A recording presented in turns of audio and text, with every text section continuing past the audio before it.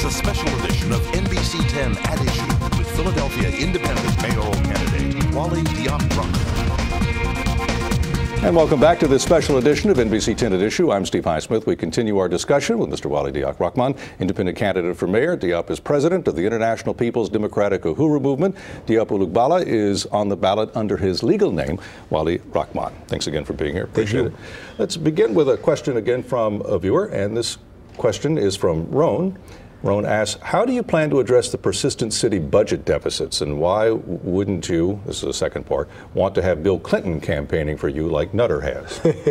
Well, the budget deficit, I first of all believe is misleading in terms of how it's being characterized. Because while the city claims to be, $2 billion in the red, more or less, somehow it finds $1 billion a year to spend on police, prisons, and courts.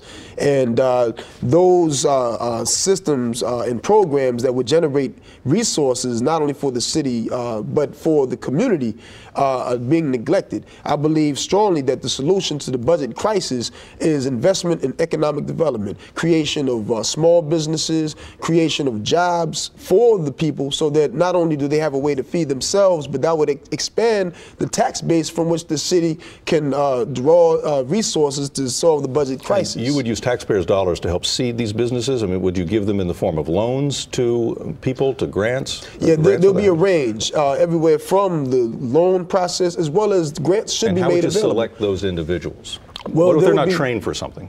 Yeah, of course, training would have to be part of it in terms of making sure that people are qualified to not only build businesses, but also occupy jobs and positions, that sometimes require skills, other times simply require certain type of experiences that many people in the community do have. On Roan's other question about, would you like Bill Clinton to come in and campaign with you?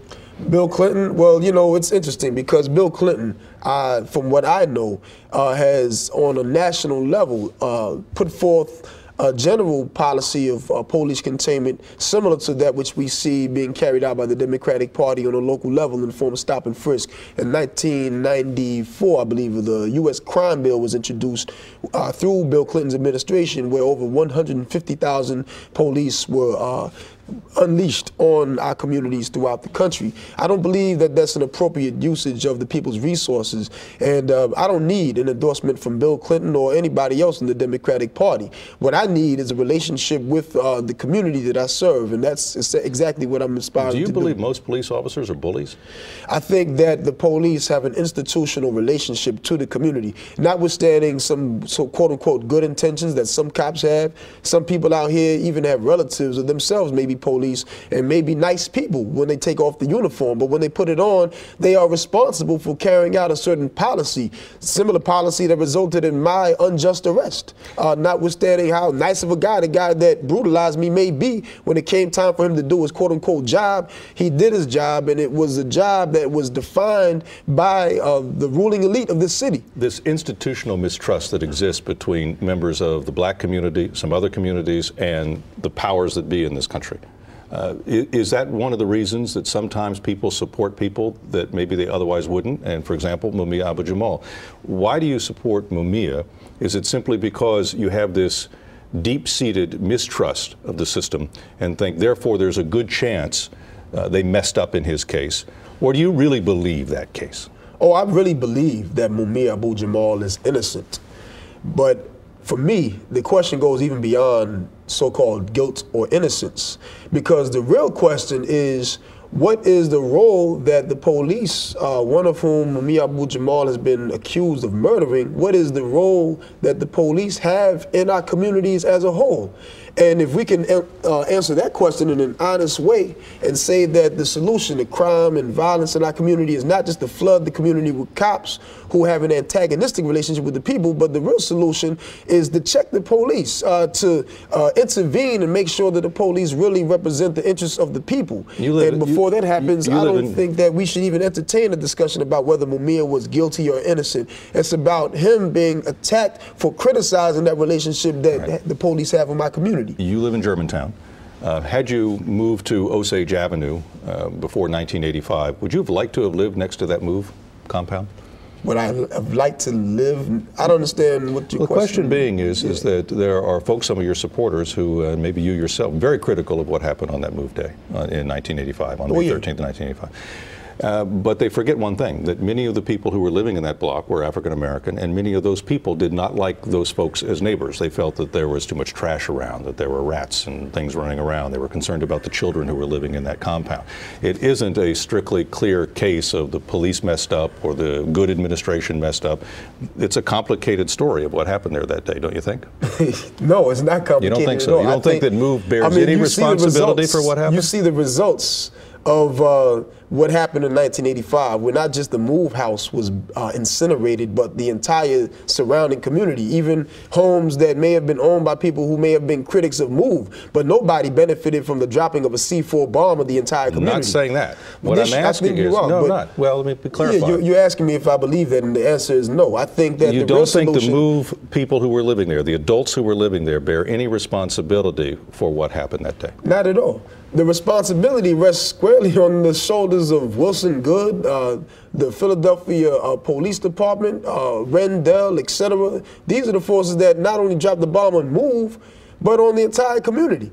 And even if there were people who were criticizing MOVE for these small issues, certainly did not want for an intervention like that which we saw. The people who were the adults in that compound fired weapons out.